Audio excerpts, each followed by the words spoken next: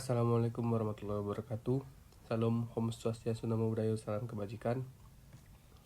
Perkenalkan, nama saya Giri Anastawi Prawira dengan NIM B1B1222025, mahasiswa program studi ilmu pemerintahan Fakultas Hukum Universitas Jambi.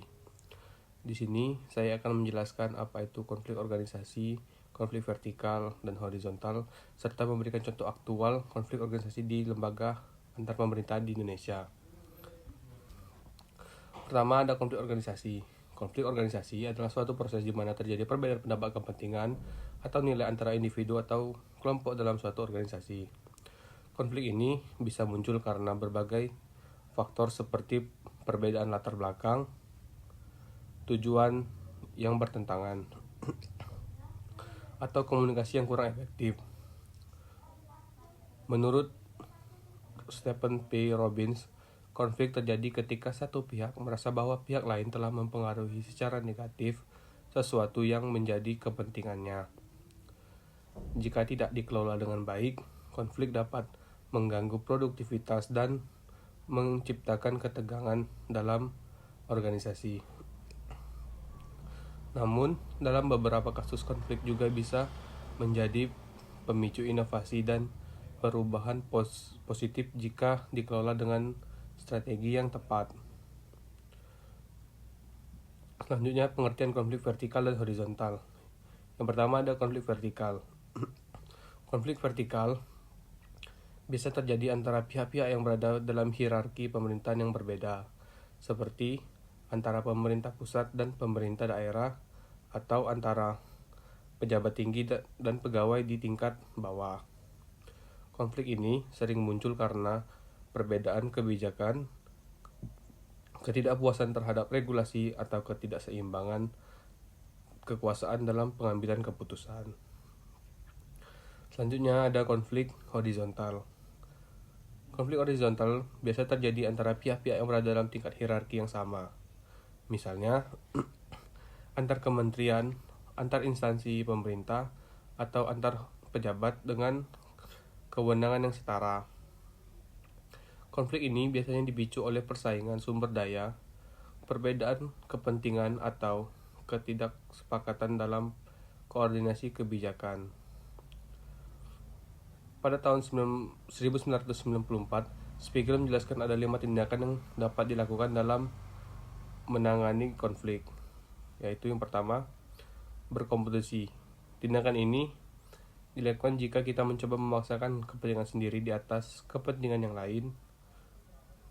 Pilihan tindakan ini bisa sukses dilakukan jika situasi saat itu membutuhkan keputusan yang cepat. Kepentingan adalah salah satu pihak lebih utama dan pilihan kita sangat vital. Hanya perlu memperhatikan situasi menang kalah akan terjadi di sini. Pihak yang kalah akan merasa dirugikan dan dapat menjadi konflik yang berkepanjangan. Tindakan ini bisa dilakukan dalam hubungan atasan bawahan, di mana atasan menempatkan kepentingannya atau kepentingan organisasi di atas kepentingan bawahan. Yang kedua, menghindari konflik. Tindakan ini dilakukan jika salah satu pihak menghindari dari situasi tersebut secara fisik ataupun psikologis. Sifat tindakan ini hanyalah menunda konflik yang terjadi.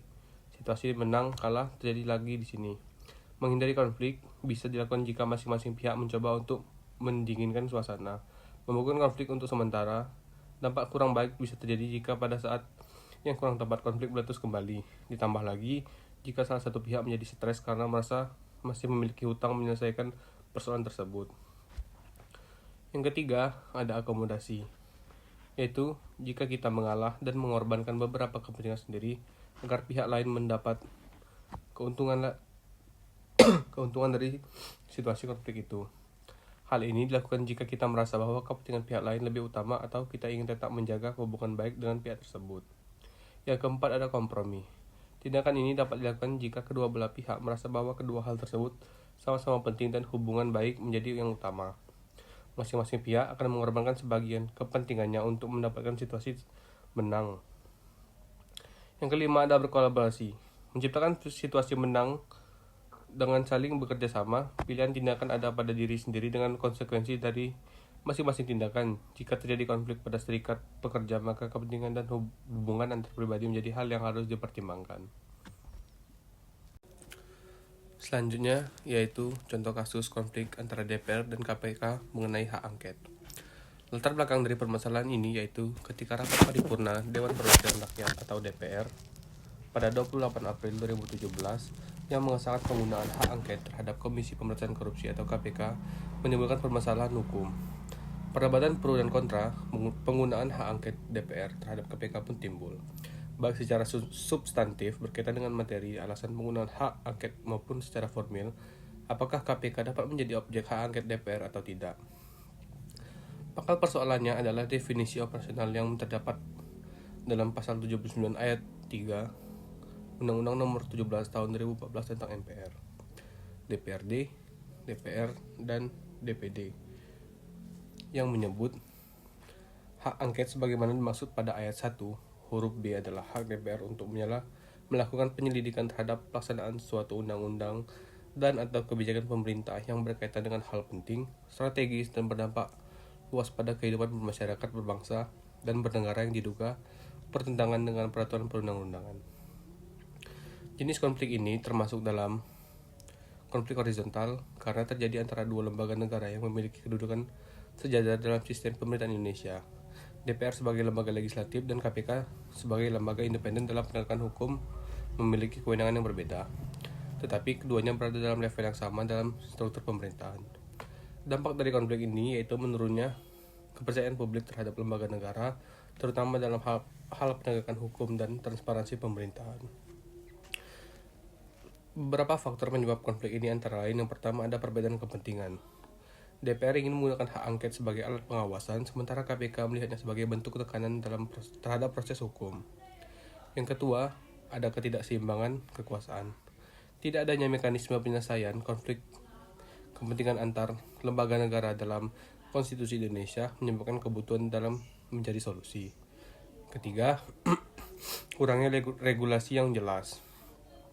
Undang-Undang Dasar 1945 hanya memberikan kewenangan kepada Mahkamah Konstitusi untuk menyelesaikan sengketa kewenangan, tetapi tidak mengatur mekanisme penyelesaian konflik kepentingan antar lembaga. Selanjutnya, ada solusi dan strategi penyelesaian konflik. Untuk menyelesaikan konflik ini, beberapa strategi yang dapat diterapkan. Yang pertama, yaitu penguatan regulasi. Perlu adanya regulasi yang lebih jelas mengenai mekanisme penyelesaian konflik antar lembaga negara, termasuk peran Mahkamah Konstitusi dalam menangani konflik kepentingan. Yang kedua, ada mediasi dan dialog terbuka. Pemerintah dapat memfasilitasi dialog antara DPR dan KPK untuk mencari solusi yang menguntungkan kedua belah pihak tanpa mengorbankan independensi lembaga. Yang ketiga, ada reformasi kelembagaan. Memperkuat independensi KPK melalui revisi undang-undang yang memastikan bahwa lembaga ini tetap bebas dari intervensi politik. Yang keempat, peningkatan transparansi dan akuntabilitas. Mendorong keterbukaan dalam proses legislasi dan penegakan hukum agar publik dapat menilai secara objektif tindakan yang diambil oleh masing-masing lembaga negara. Konflik seperti ini menunjukkan pentingnya keseimbangan antara pengawasan legislatif dan independensi lembaga hukum dalam sistem pemerintahan. Jika dikelola dengan baik, konflik dapat menjadi pemicu reformasi yang lebih baik dalam tata kelola pemerintahan. Sekian dari saya. Wassalamualaikum warahmatullahi wabarakatuh.